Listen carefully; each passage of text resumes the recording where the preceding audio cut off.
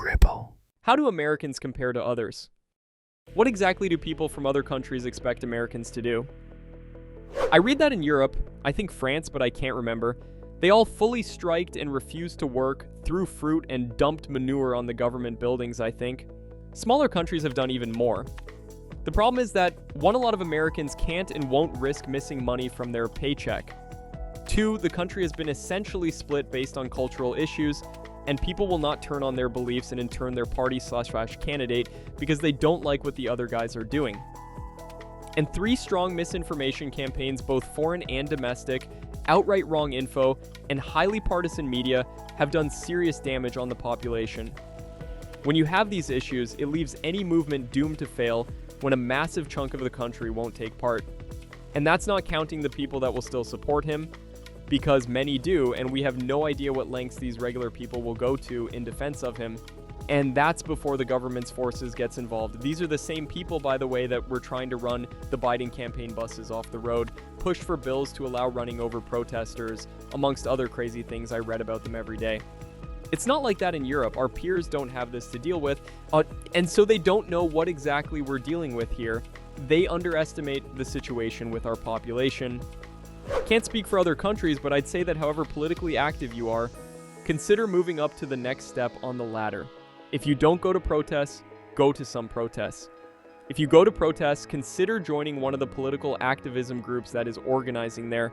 If you're an active member of a political activism group, consider leadership within that group. We can't fight back unless we band together. Help build tight connections among the dissenters and get involved in what's going in your area. It needs to be understood, not just by Americans to be fair, that protests are meant to be a threat. Here are our demands. If they are not met, there will be consequences. If you continually protest without escalating when your demands aren't met, your protest won't achieve anything and will be ignored by the powers you're protesting. People from other countries want you to escalate.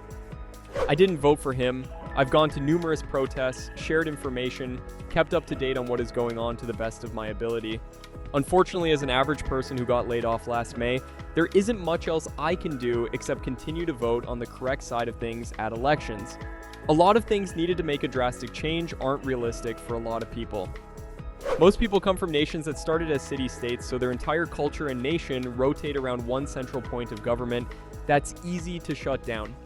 The US has multiple major metros that have nothing to do with the national government.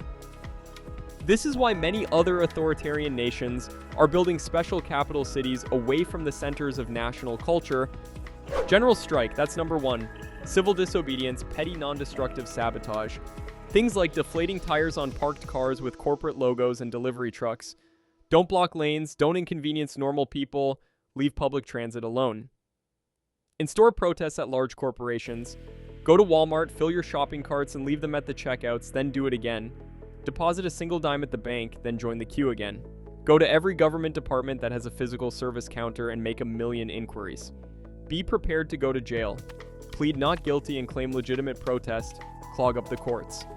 The machinery of society must be ground to a halt. Gandhi led his people to the beach to make salt. He started with 78 followers and the movement grew to millions and 60,000 people jailed. The big deal is, you'll get nowhere doing this by yourself. You have to organize. Ever wonder why you've been encouraged to be rugged individuals by the oligarchy? Yeah, this is it. This is why you don't have effective unions. Or your community groups are in open support of the state, like your churches. I don't think people realize how deeply brainwashed a lot of Americans are. I'm not even talking about the Trump supporters. Things that are considered basic human rights in most places are considered radical and unthinkable in this country. And I'm not even just talking about wealthy countries. We and Papua New Guinea are the only countries in the world without paid maternity leave. We had to fight hard just to get unpaid maternity leave in the 1990s, and people claimed it would destroy the economy. The US was also one of the only countries in the UN who voted against having food be a human right. We also voted against the idea that children have intrinsic human rights because children are largely viewed as property.